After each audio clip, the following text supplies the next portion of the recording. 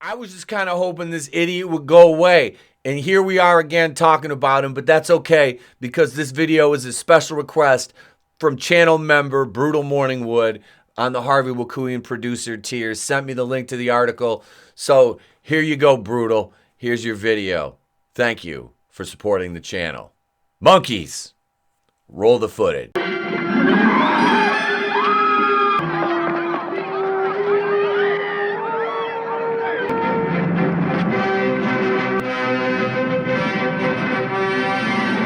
Excuse me. That's a bad outfit.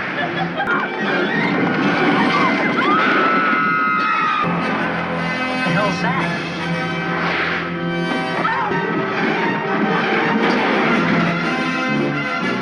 Who are you?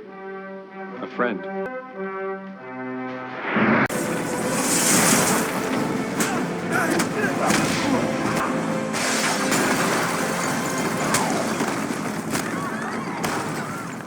You can mourn for them.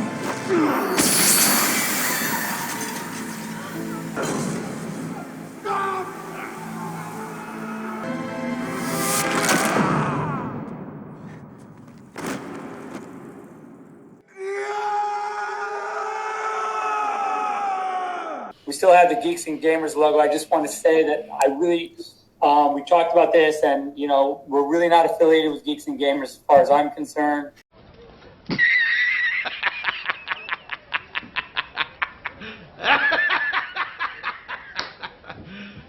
You serious? Yeah, that works. I like all right, that a lot. okay. All right, moving on. Hey, what about Tulip? Welcome back, welcome back, welcome back, ladies and gents. Full week of content. I'm going to produce some of it earlier in the week because I have to teach through the back end of the week, and I'm still waiting on some stuff to get done around the house. But let's talk here about Superman director Richard Donner. He had some strong opinions about the DCU's take on the character. And, well, let's face it. Whose fault is the fate of the DCU Superman? We talked about this, and we're really not affiliated with. That's right, Zach No Affiliation Snyder. Fuck that puto! Zach Snyder's made no secret of his more cynical take on superheroes. He announced DC Arrival by having Superman snap necks and level cities in Man of Steel back in 2013, because that's something that Superman does. And DCU has remained a grim, desaturated slog ever since. In 2019, the director was asked about his penchant for having these legendary heroes, specifically Batman, commit murder, and he snapped, "Wake the fuck up," came the response before Snyder spoke in more general terms. Shut the fuck up, Donnie. Shut the fuck up, Donnie. It's a cool point of view to be like, my heroes are still innocent. My heroes didn't fucking lie to America. My heroes didn't embezzle money from their corporations. My heroes didn't fucking commit any atrocities. That's cool, but you're living in a fucking dream world. Oh, wait, you serious? Let me laugh even harder. Zach, before I even go any farther in the article, we are living in a dream world because superheroes are fantasy. Fantasy is escapism.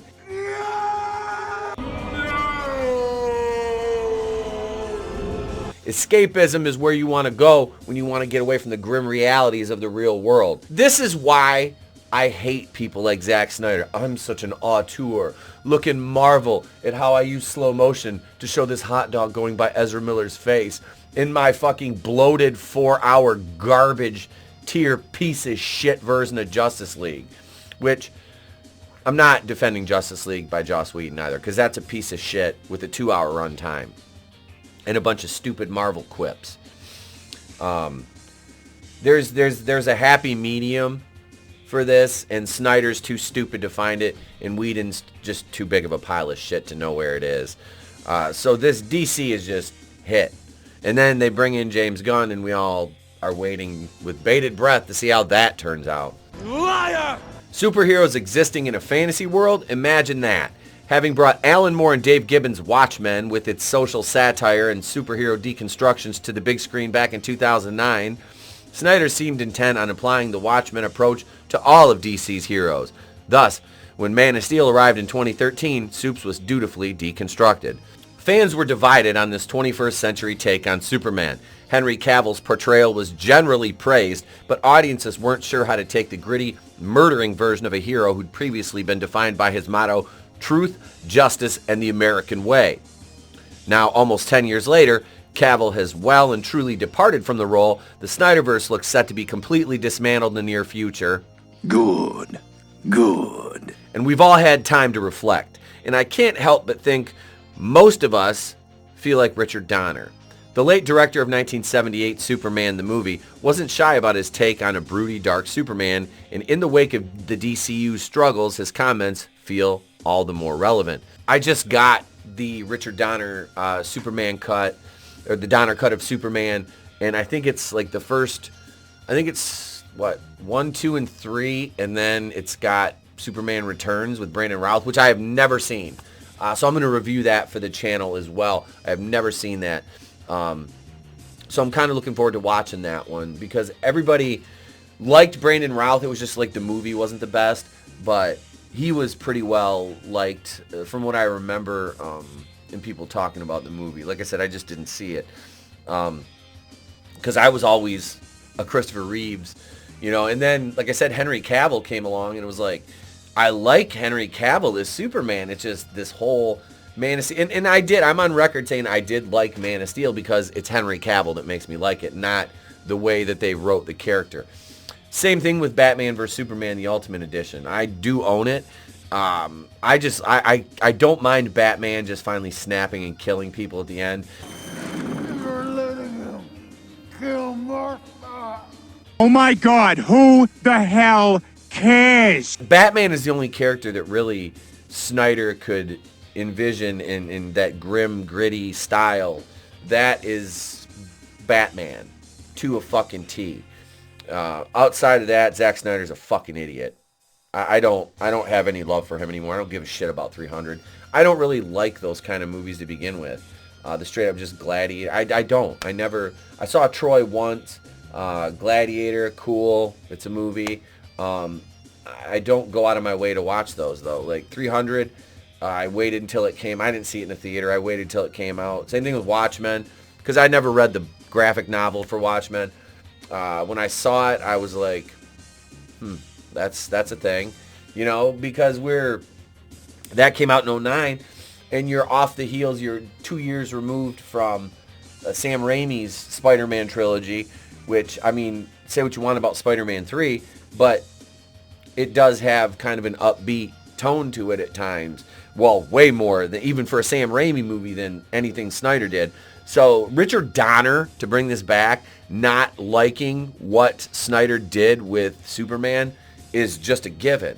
Back in the 70s, Donner introduced the world to the superhero blockbuster with his classic take on the DC's iconic hero Superman. The movie provided a blueprint from which almost every successive superhero film would borrow. As Donner saw it, Superman was a fantasy that really believed in truth, justice, and the American way.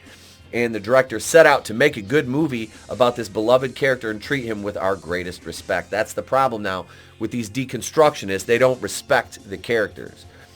That made for a true celebration of the character that aimed to instill a sense of hope in audiences, all of which makes it one of, if not the best Superman movie to this day.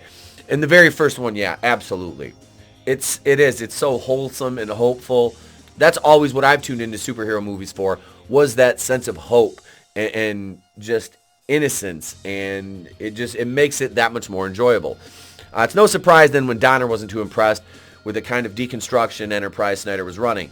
Speaking to Den of Geek back in 2018, the director questioned the modern take on Superman. I don't see Superman as the way he's being treated today, which is very dark fashion. I think we're in strange, dark days of movie making. But Superman was a hero. He was a fantasy, but we believed him.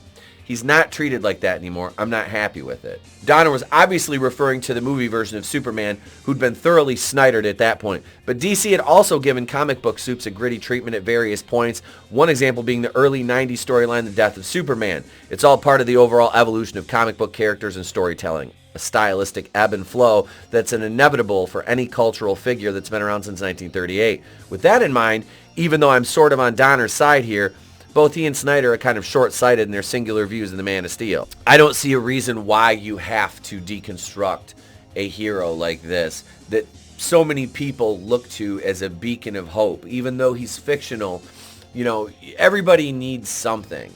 Whether it's a religious deity or, I'm not saying worship Superman as a false idol, a false god. No, I'm saying is you can look to fictional things for little glimpses of inspiration. And there's nothing wrong with that. Absolutely. So I don't see it from the author's perspective, but let's talk about the fantasy of Superman. Since 1978, attitudes have shifted dramatically, and evidenced by DC's changing Superman's famous motto to truth, justice, and a better tomorrow in 2021, which that has nothing to do with their views on the world. That is strictly political, because the American way is seen as systemic racism by morons with smooth brains and purple hair and half their heads shaved. The world evolves, and it's inevitable that will be reflected in comic book stories. While Donner's comments feel timely in the wake of the Snyderverse's protracted issues, there will likely come a time when the pendulum swings the opposite way and we all get sick of smiling golden boy Superman again. I was never the biggest Superman fan. I always liked Batman a little bit more, but Superman needs to have that upbeat kind of mentality to him, because that's how Clark is. Even in his darkest times, he maintains that sense of hope. There's something arguably more important in the director's perspective. Snyder might not like the idea of us living in a fucking dream world, but that's one of the main reasons we consume media, especially movies, especially superhero movies. There's a reason why the gritty reboot worked in the case of Casino Royale and failed in the case of No Time to Die. You can bring your characters down to earth without injecting their stories with every socio-cultural issue of the day and still create a fantasy Donner was so enamored with.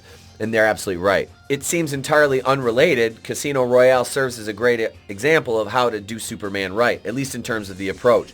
There's nothing wrong with giving your central character some darkness to confront, even showing some vulnerability, as long as you maintain a reverence for the character, something Martin Campbell did expertly with Royale. Snyder, on the other hand, seemed to treat Superman like No Time to Die did Bond, as kind of irrelevant in the modern world.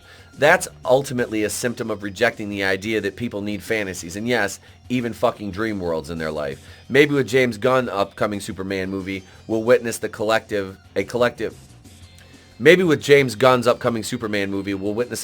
waking the fuck up to that crucial overlooked fact. I don't have any faith in James Gunn, but we'll talk about that in the close. So, in closing, Richard Donner was absolutely right. Deconstruction of our superheroes, our modern mythologies, really detracts from our ability to use this material as escapism, to get away for a small slice of time in our days, or our weeks, or our months, or our years, to just be able to get away and escape from the mundane everyday life and kind of seamlessly glide into this world of fantasy where, it's always good versus evil. There are nuances, but it's usually pretty clear. The bad guys, the good guys, the conflict, and what needs to happen to resolve it. And, we want the happy endings because you're never guaranteed a happy ending in life. But in fantasy, in escapism, escapist entertainment, you can get that. And that is a big dopamine thing for your brain, to be able to take that. And what might you might be having a horrible day, and then you put something on or you read a book and it makes you feel good. That's what you need. People need that. They need that sense of hope. If not, then what are we left with? What are we left with, folks? That's my question to you. But what do you think of Donner's strong opinions on Zack Snyder? I couldn't agree more with him. But yeah, that's what I got for you. Brutal Morningwood, thank you for requesting this video. We appreciate you supporting the channel. Do all the YouTube things. If you're so inclined, please leave a comment below. Let me know what you think. Like me, hate me, whatever. Leave a comment. I've got a lot of negative ones, and I don't care. It's all interaction. It feeds the algorithms and gets more eyes on the product. That's fine. Check out our weekly live streams this week. We had 2 last night. We had Going in Raw. You can check out the replay of that. If you're a channel member, watch the replay of the member stream. It was just under an hour of gold. Tomorrow night, Holy Shit News at 8:30 Eastern, followed at 10:10 with the after show for the channel members. All 37 of you, thank you so much. I hope we've provided enough entertainment for you at the end of your memberships to re-up them and hang out, because we love having bigger member streams for you guys and giving you the full cast on a member stream. The Holy Shit News Bunch will be here tomorrow night. CJP, Soldier Spirit from the Legion of Memers.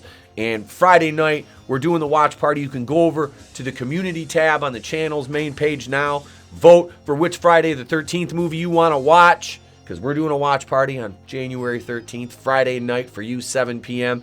And then Saturday night, we got Saturday night's main event. I've got videos dropping the rest of the week. I'm done, ladies and gents.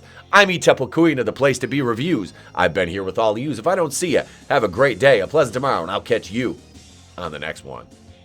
Self-high five.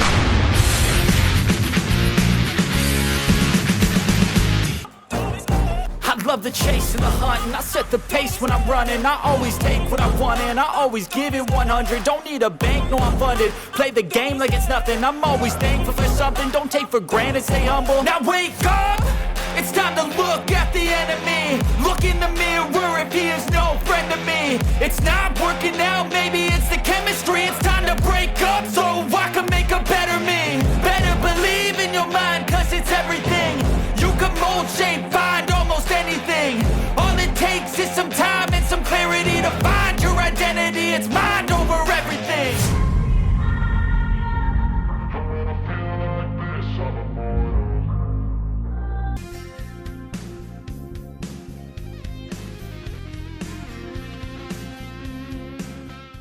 It's better to burn out than to fade away.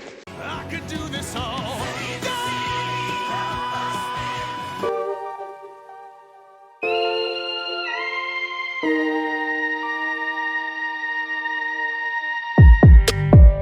This doesn't bode well. You're lying. I never hit you. You are tearing me apart, Lisa.